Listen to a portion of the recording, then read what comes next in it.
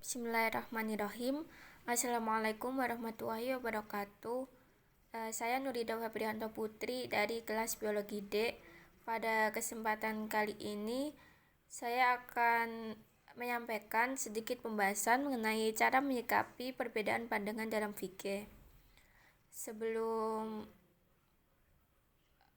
masuk ke dalam pembahasan lebih lanjut, saya ingin meminta maaf apabila nantinya dalam proses penyampaian ada salah kata maupun kata-kata yang kurang tepat, karena sebenarnya pun saya masih dalam proses belajar. Oke, langsung saja. Pada tema kali ini akan dibagi menjadi 3 subbab, yaitu yang pertama mengenai pengertian ikhtilaf, kemudian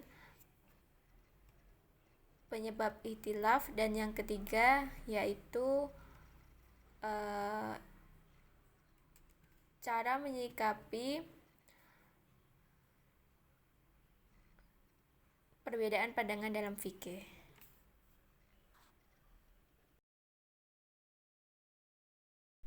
Baik, kalau begitu langsung saja kita masuk pada subbab yang pertama, yaitu pengertian ikhtilaf. Jadi kata ikhtilaf secara bahasa berasal dari kata khalafa yakhlifu khalfan, yang dapat diartikan sebagai bertentangan, tidak sepakat, berselisih paham, perbedaan pendapat atau pikiran yang masih terjadi di kalangan ulama. Sedangkan menurut bahasa sendiri, kata ikhtilaf memiliki makna yaitu perbedaan cara atau metode yang ditempuh oleh seseorang yang berbeda dengan orang lain, baik perkataan, perbuatan, prinsip maupun keadaan. Namun, Al-Jurjani menjelaskan bahwasanya tujuan atau maksud dari perbedaan pendapat atau ikhtilaf yaitu untuk memastikan kebenaran atau menolak kebatilan. Hal ini berbeda dengan definisi lain yang tidak menjelaskan tujuan dari ikhtilaf. Oleh karena itu, diperlukan sebuah metode yang benar untuk mencari kebenaran dan kesalahan dalam ikhtilaf sebagai antisipasinya, sehingga muncullah sebuah ilmu yang dinamakan ilmu khilaf. Toha Jabir menjelaskan bahwasanya ilmu khilaf adalah ilmu yang membahas kemungkinan terpeliharanya persoalan yang diperdebatkan yang dilakukan oleh para imam mazhab, dan sekaligus ilmu yang membahas perselisihan tanpa sandaran yang jelas pada dalil yang dimaksud. Jadi ilmu ikhtilaf ini sebenarnya menekankan cara untuk menetapkan hukum yang sesuai dengan apa yang dilakukan oleh para imam mazhab sebelumnya, dan juga untuk menolak perselisihan yang tidak diharapkan. Baik, masuk ke sebab yang selanjutnya, yaitu mengenai sebab-sebab terjadinya ikhtilaf.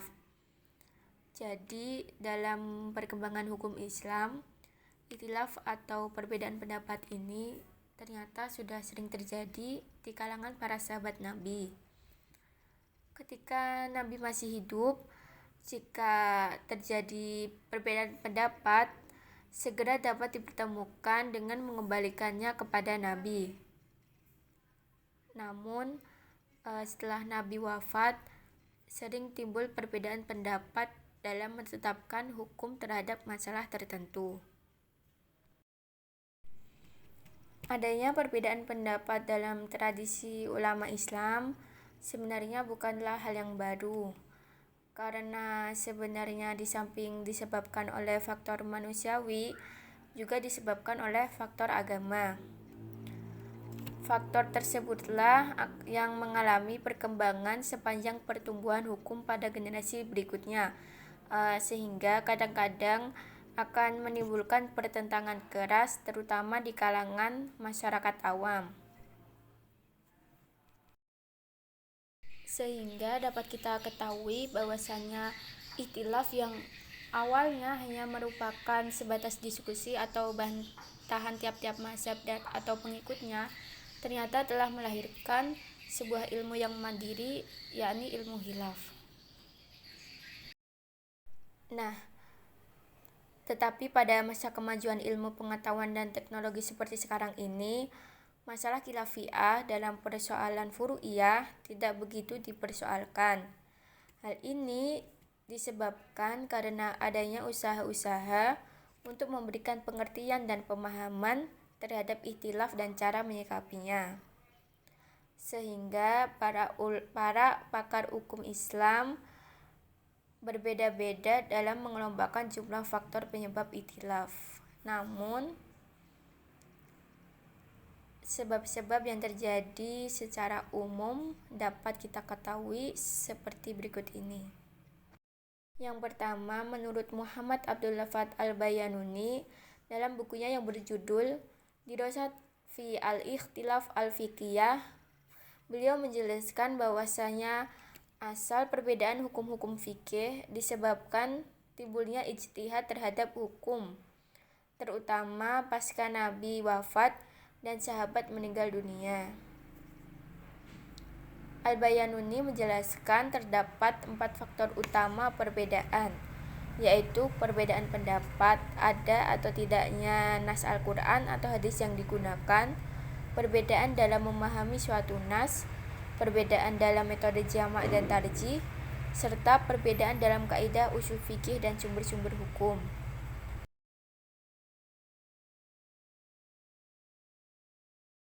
Kemudian selanjutnya dari Toha Jabir dalam bukunya yang berjudul Adabul Ikhtilaf, beliau menjelaskan bahwasanya faktor-faktor penyebab ikhtilaf ada 4 macam, yaitu faktor bahasa, faktor riwayatan sunnah, faktor kaidah, dan metode istinbat.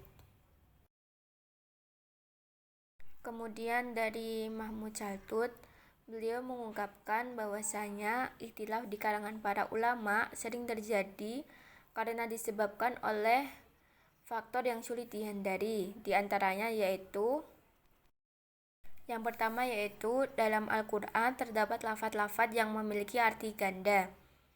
Jadi sebagai contohnya yaitu semisal kata kudu. Kata kudu memiliki arti suci dan haid. Jadi Imam Abu Hanifah berpendapat bahwasanya perempuan yang ditalak oleh suaminya harus beriddah 3 kali haid. Sementara Imam Syafi'i berpendapat bahwasanya perempuan yang dicerai oleh suaminya harus beriddah 3 kali suci. Jadi di sini dalam satu kata terdapat 2 makna. Kemudian yang kedua yaitu perbedaan waktu, tempat, dan kasus yang dihadapi. Jadi tidak semua kasus yang dihadapi oleh para ulama akan mendapati nas hukumnya, sehingga mereka harus berijtihad untuk mendapatkannya. Nah, ketika saat berijtihad itu, para ulama menggunakan metodologi yang belum tentu sama antara yang satu dengan yang lain, sehingga dari situlah akan menimbulkan hukum yang berbeda-beda. Kemudian yang ketiga yaitu riwayat. Maksudnya yaitu para ulama tidak sama tingkatan dalam menerima hadis Rasulullah. Persoalan tersebut disebabkan berbeda jumlah sahabat yang dapat dijumpai. Sementara para sahabat juga tidak sama tingkatannya dalam mendengar hadis dari Nabi. Jadi semisal ada sahabat yang hanya mendengar 1 hadis saja, dan ada yang sampai puluhan, ratusan, dan bahkan ribuan hadis. Sehingga ada hadis yang sampai kepada sebagian ulama dan tidak sampai kepada sebagian yang lain. Kemudian yang keempat, berbeda dalam menggunakan kaidah-kaidah usul dalam menetapkan hukum. Lalu yang kelima, berbeda dalil yang digunakannya, seperti istihsan, maslahah, mursalah, qaul sahabat, uruf, dan lain sebagainya. Kemudian yang terakhir yaitu perbedaan kapasitas intelektual masing-masing para ulama. Nah, dari sebab-sebab yang sudah tersampaikan tadi, sebenarnya masalah khilafah sendiri merupakan masalah yang selalu aktual dalam realitas kehidupan manusia, karena ada daya berpikir yang dimiliki yang sehingga mengakibatkan orang berpikir dinamis dalam menetapkan suatu hukum. Nah, dari faktor-faktor tadi dapat disimpulkan lagi menjadi 4 sebab utama, yaitu yang pertama, perbedaan pendapat tentang valid tidaknya suatu teks dalil syar'i sebagai hujjah. Lalu yang kedua, perbedaan pendapat dalam menginterpretasikan teks dalil syar'i tertentu. Lalu yang ketiga, perbedaan pendapat tentang beberapa kaidah usul fikih dan beberapa dalil hukum syar'i.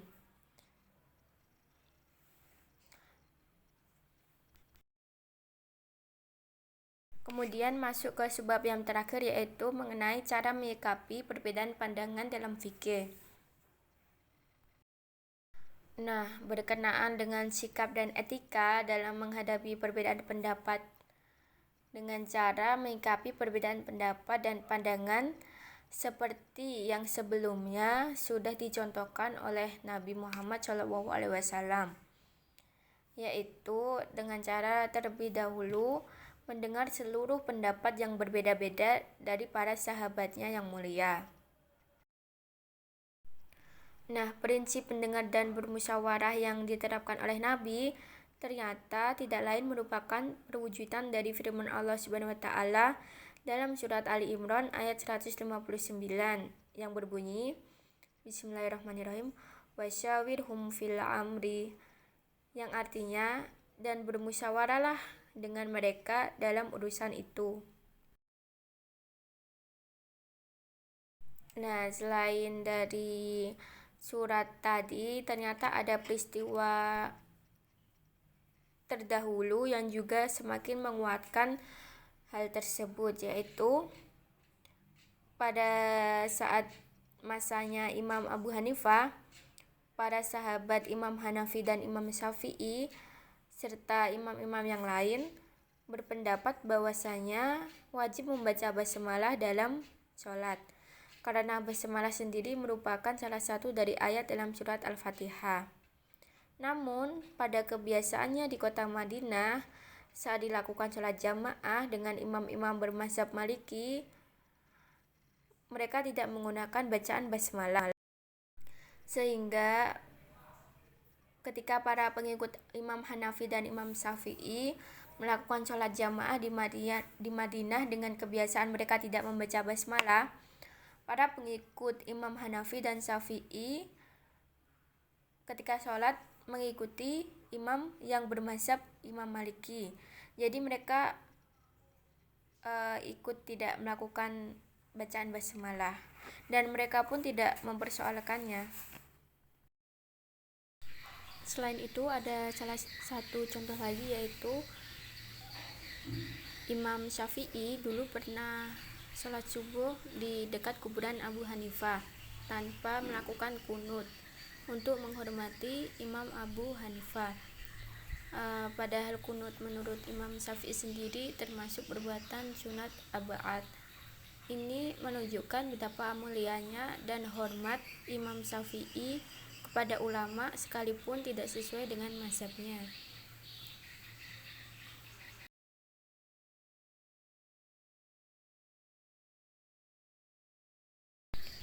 Nah, dari berbagai keterangan dan sejarah perkembangan hukum Islam yang sudah dijelaskan tadi, dapat kita pahami bahwasannya perbedaan pendapat sudah sering terjadi semenjak masa Nabi Muhammad, masa sahabat, tabi'in, sampai ke masa imam mazhab hingga sekarang.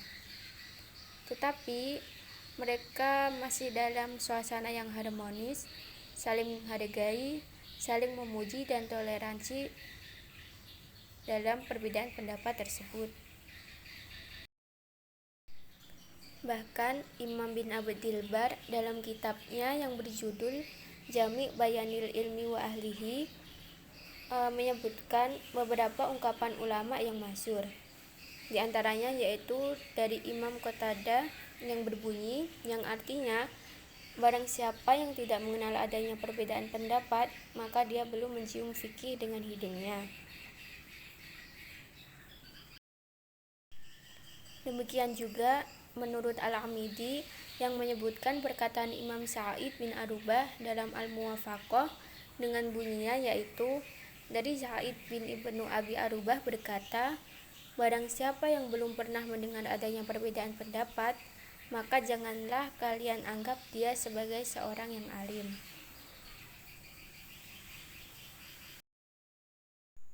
Baik, itu yang dapat saya sampaikan pada kesempatan kali ini. Terima kasih atas perhatiannya. Wassalamualaikum warahmatullahi wabarakatuh.